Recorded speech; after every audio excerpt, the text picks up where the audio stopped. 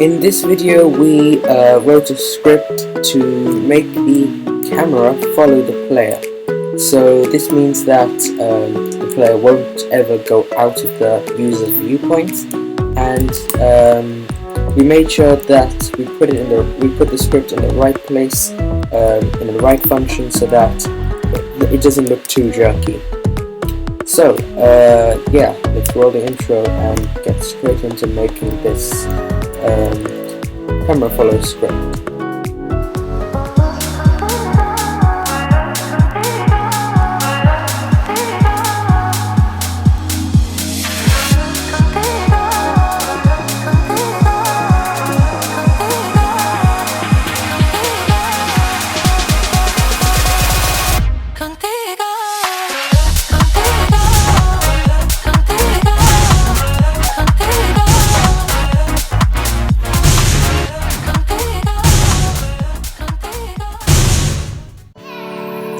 Right, so welcome back. In the last video we made the basic player movement script so that we could move our player from the top down. In this video what we're going to be doing is we're going to be making a camera follow script. So that's just a small C# script that's going to make sure that our player won't go out of bounds by the camera, so we can always see our player at all times. So to do this, let's do a little diagram or a sketch or something.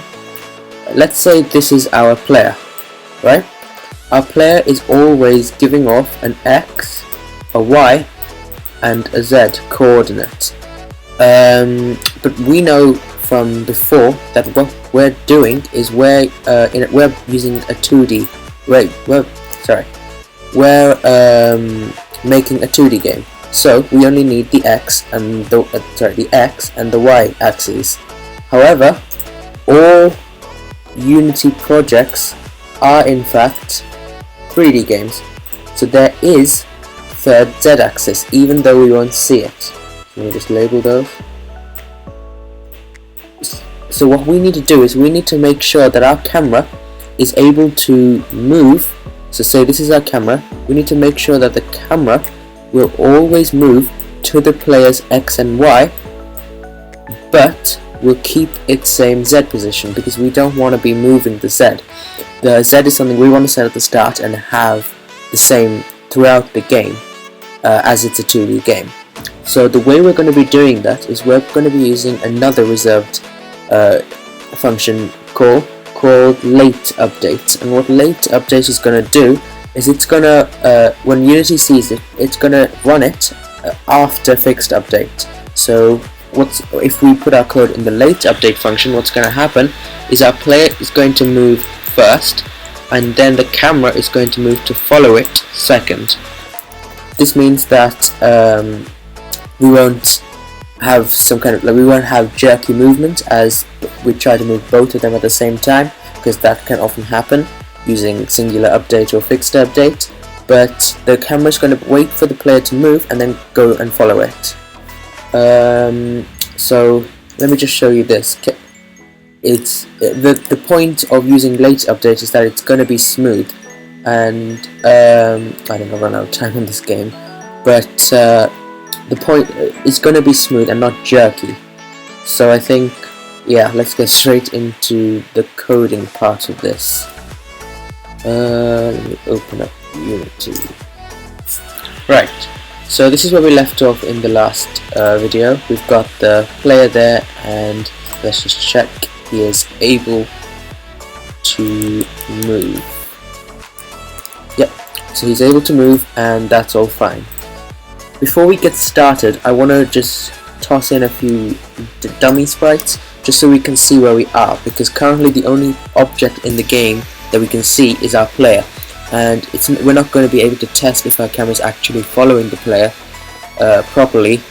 If we can, but it'll be easier for us to see it if we have some dummy objects. So I'm going to create a game object called dummy objects, and just for organization purposes I'm going to use this as a folder. And how I'm going to do that is I'm going to use something in Unity called childing and parenting.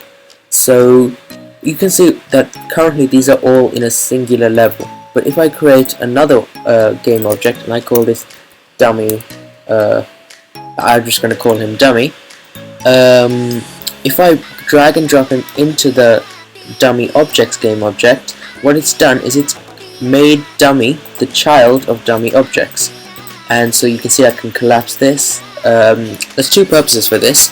We can either use them for functionality purposes in the game, or we can use them here for organization. So the first thing I'm going to do is I'm going to open up its transform and just reset it. And the same, that's already reset, so it's fine. Then on the dummy object, what I'm going to do is I'm going to add a Sprite Renderer component, just like we did for the player.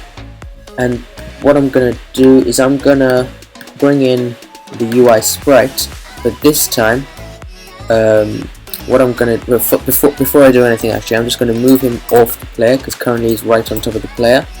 I'm also going to enlarge him, and now what I'm going to do is, you see in the component there's a little option called color. I'm going to click on that and just change the color to something like red, something so we can see that it's not the player.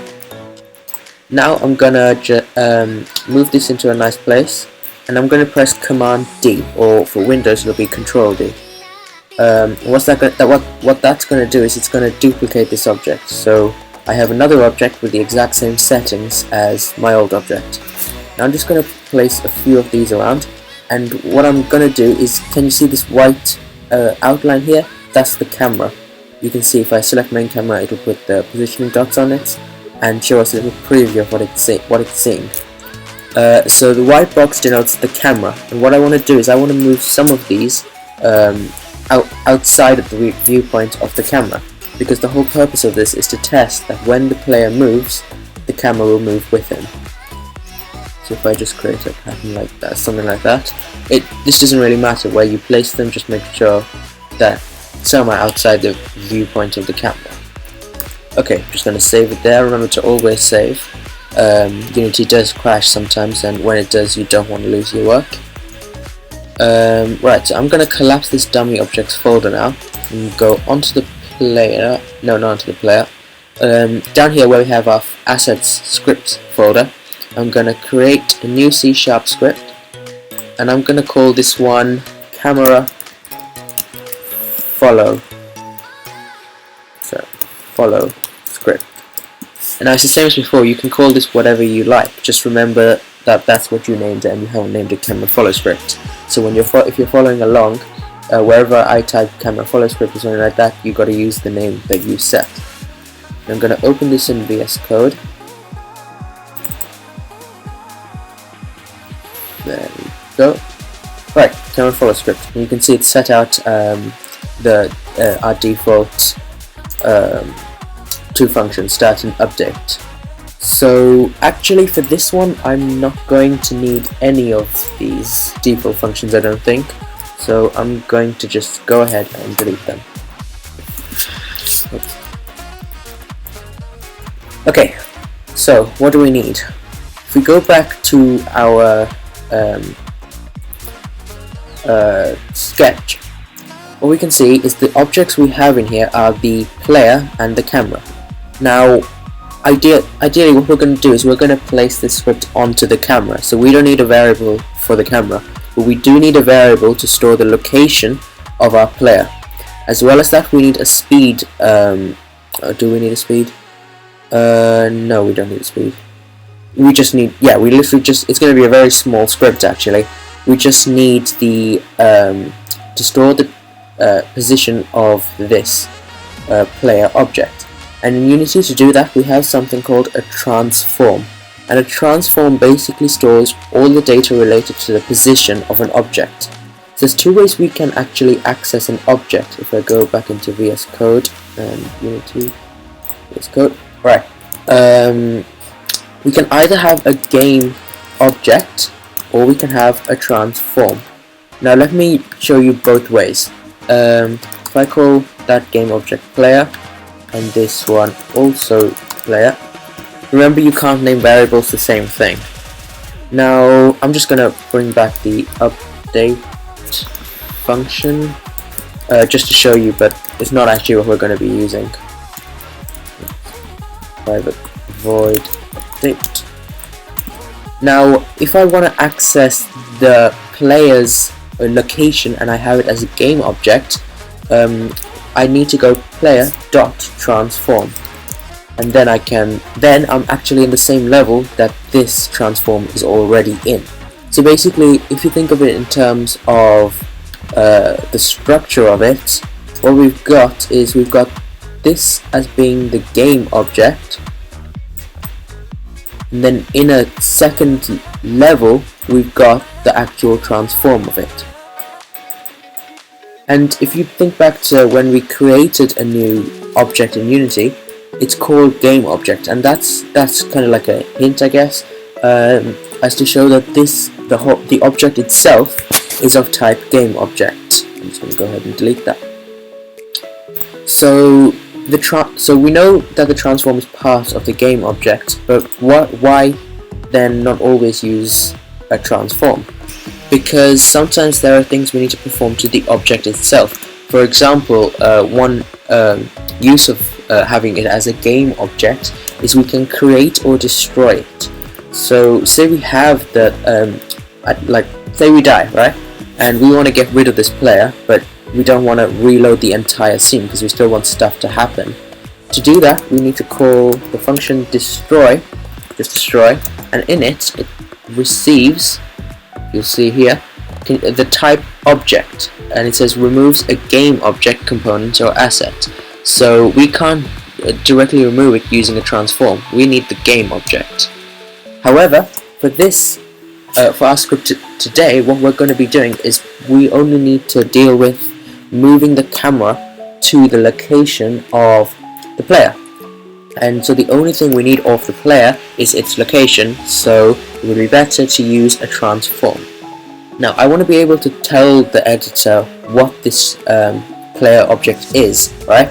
So I'm going to create a public variable. I'm just going to do a comment setting variables. So I'm going to do a public transform, and I'm going to call this player. This is going to be a really small script, by the way, because there's not much behind basic camera movement. Now what I'm going to do is, as I said, I'm going to be using the late update function. So I need to do private void. Remember that where you can, it is best to use private, because they'll make sure your game runs faster and smoother. But if you need to, you can always feel free to use public, because it's not going to make much of a difference. But the bigger the game you have, the more you want to think about whether you're using public or private.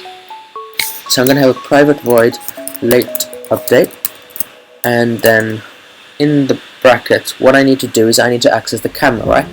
And so the camera, it is a game object, and we know that. We don't want to waste, like, I guess, space and time by writing a new variable to hold the transform of the camera, because this script itself is on the camera.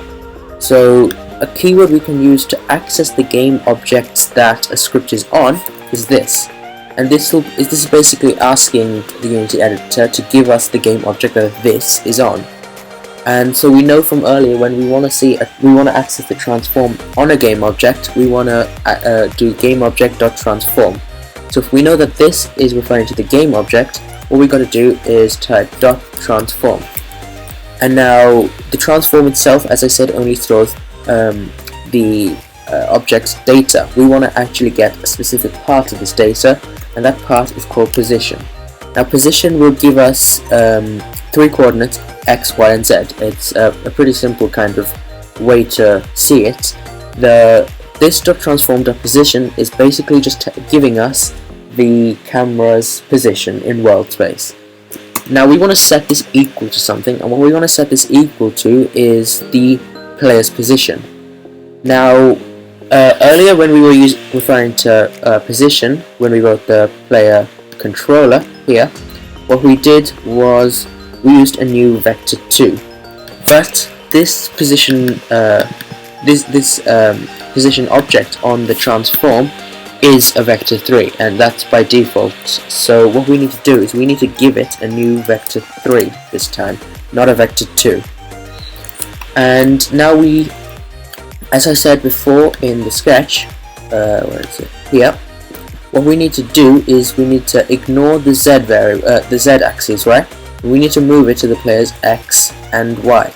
And to do that, what we're going to do is we're going to say new vector 3, and the first parameter of this is what the x value is. It's just like vector 2, where the only parameters on vector 2 were x and y. For vector 3, the parameters are x, y, and z. So the first one, we're going to do player, which, if you remember, is our transform here. Dot position, as I've said, that the transform needs to access a position. And now we're gonna find the x value. So you can do that by just typing dot x, because the position has it has an x, y, and a z. So we're gonna call the x value of that. Then we need to give it a y value, and for that we're gonna do player dot position dot y.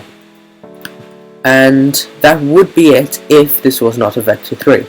And so we don't want to call the player's z value, because there's no point. It doesn't need to snap to that, as it's going to stay the same. So what we can do is we can just ask it to keep its z value the same, so don't change the z value. And to do that, we're just going to call this dot transform dot position, which, if you remember, is this same thing. It's where the camera is. And now, as I've said before, the position has x, y, and z. We're just going to call the z value, and then gonna finish it off with a semicolon. Okay, so it's a very small script, but that should do it, I believe. I'm just going to comment this so that everyone can understand it.